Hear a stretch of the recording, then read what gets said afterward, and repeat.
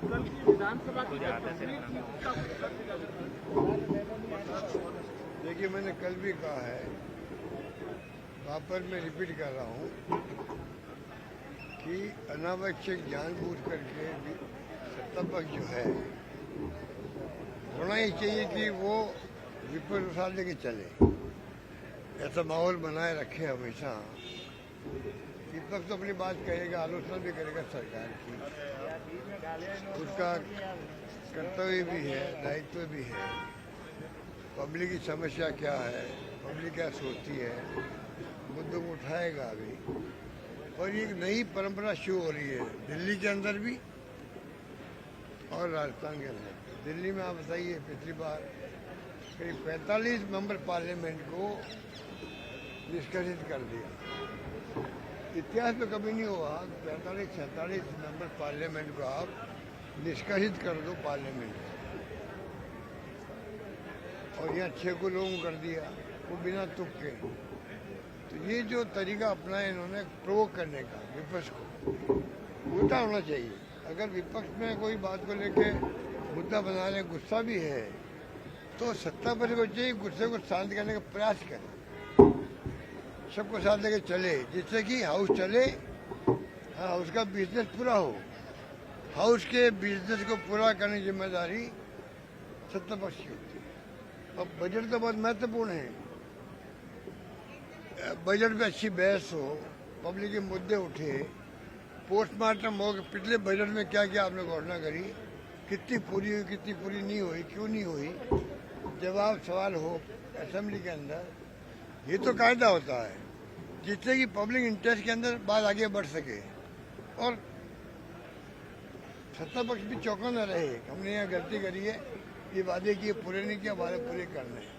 उस माहौल को तोड़ने के लिए साल भर में इतना निकम्मापन दिखाया है, कुछ काम किए नहीं है। गांव-गांव में चर्चा हो रही पिछली गवर्नमेंट की। पिछली गवर्नमेंट शिक्षा की स्कीमें थी, स्वास्थ्य की स्कीमें थी, पानी की योजनाएं थी, बिजली की योजनाएं थी, सड़कें थी, क्या नहीं था। कॉलेज, तहसील, जिले बना दिए, सब कुछ कर दिया। उसका गांव-गांव में आज पोस्टमार्टम चर्चा हो रही है। इन्होंने कुछ किया नहीं, ध्यान भटकाने के लिए बिना मतलब का प्रोवोकेशन कर रहे थे बार बार। पहले भी जब अभिभाषण हो रहा था राज्यपाल महोदय का, बिना कोई कारण के करोड़लाल मीणा जी ने कहा मेरा फोन टेलीफोन टैप हो रहा है, जो कि एक मंत्री है। और विपक्ष मांग कर रहा था भाई बताओ इसके बारे में आप क्या कहना है। खड़े होकर सिर्फ इतना कहना था कोई टेलीफोन टैप नहीं हो रहा। जैसे मैंने कहा था मेरे वक्त में कोई टेलीफोन टैप ना हुआ है, ना आज हो रहा, ना आगे होगा। ये तो बोलना था। गृह मंत्री खुद है, मुख्यमंत्री या राज्य मंत्री बुलवा देते। जानबूझ के उन्होंने कहा ये हल्ला होने दो, जिससे कि ये नेता पति फिर बोल नहीं पाए, हमारी आलोचना नहीं होगी हमने 1 साल में क्या किया, और ना मेंबर बोल पाए। ये करके इन्होंने क्या किया, पूरा जानबूझ के उसको डिस्टर्ब रखा, धरना चलता रहा, नारे होते रहे। अब मुख्यमंत्री महोदय का 2 घंटे का भाषण ऐतिहासिक है।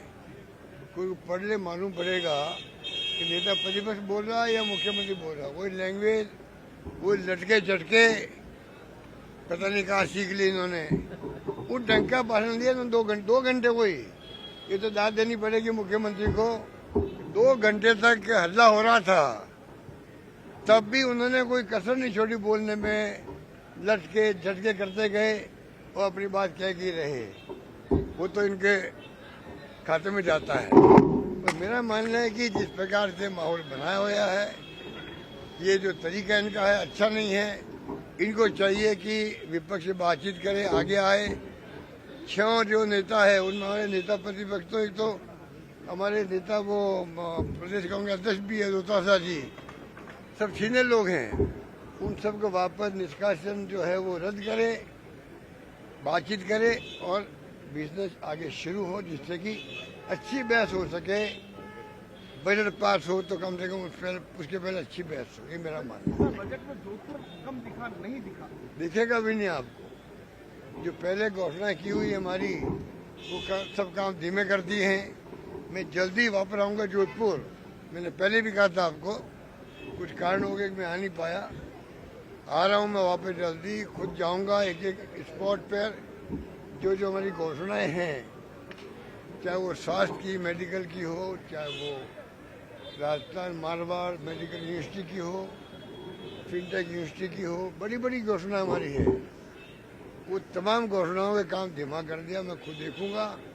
जिला प्रशासन को चाहिए, कलेक्टर को चाहिए, यहाँ पर कमिश्नर को चाहिए, उसके पहले वो डिपार्टमेंट के लोगों से बातचीत करे, तमाम उन घोषणाओं को जो मेरे वक्त की हुई है उसका रिव्यू करे और कैसे वो काम आगे बढ़ सके, उस काम को आगे बनाने में जिला प्रशासन को डिपार्टमेंट के अधिकारियों से बात करके आगे बढ़ना चाहिए।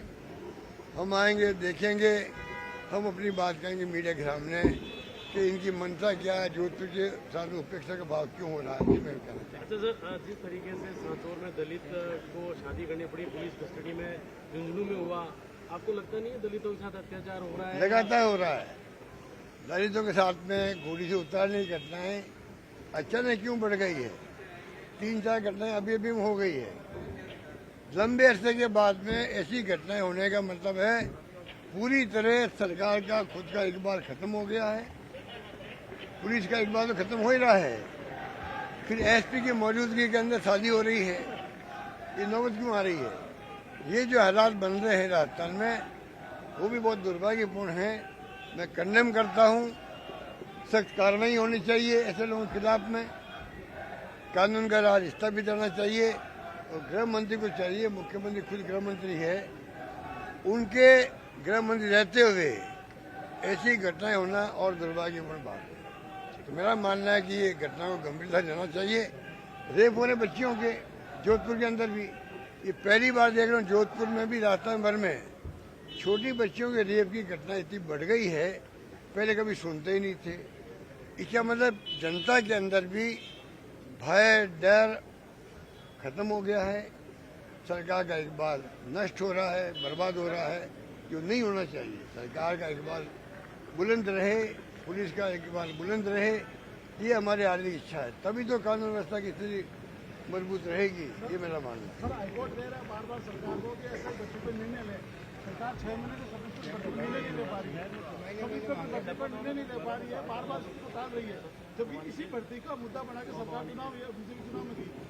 देखिए, जो सरकार ने मुद्दे बनाए थे चुनाव जीतने के लिए, वो तो फ्लॉप शो सामने आ गया है। 5 लाख हिंदू को, 50 लाख मुसलमान को दिए। सरकार बनते हम लोग हिरणे की तरह दाम कम कर देंगे यहाँ पेट्रोल डीजल के। जो जो वादे किए गए थे वो वादे सब फ्लॉप साबित हो रहे हैं। बजट जो आया है, प्रधानमंत्री के भाषण सुन लीजिए। जो जो उन्होंने उस वक्त कहा था, पेपर लीक हो रहे हैं, पेपर लीक तो आर्मी में भी हो रहे हैं, पेपर लीक के जुडिशरी और हाईकोर्ट के अंदर हो रहे हैं, पेपर लीक यूपी में, मध्य प्रदेश में, गुजरात में, किस राज्य में नहीं हो रहे थे। पर राजस्थान को टारगेट बना करके हमें बदनाम किया गया, जबकि हमने बहुत व्यवस्था करी बच्चों के लिए भी, उनके ठहरने की, उनके खाने पीने की, कोई तकलीफ नहीं पाए बच्चे। उसके बाद में ही जब प्रधानमंत्री खुद बोलते हैं और मीडिया, जो आप जानते हो मीडिया साथ दे रहा मोदी जी का, आप लोग तो कितने कोशिश कर लो, भले कैमरा ले लेके खड़े हो जाओ, मेहनत कर लो, पसीना बहा दो, पर आपकी भी एक सीमाएं हैं। बाकी तो आप जानते हो क्या हो रहा है देश के अंदर, दिखाता नहीं मीडिया। पूरे चुनाव में हमारे खिलाफ अभियान चला दिया मीडिया ने। नतीजा ये रहा, हमारी सरकार चली गई, अब जाके लोग पश्चाताप कर रहे हैं, ये मैं महसूस कर रहा हूँ।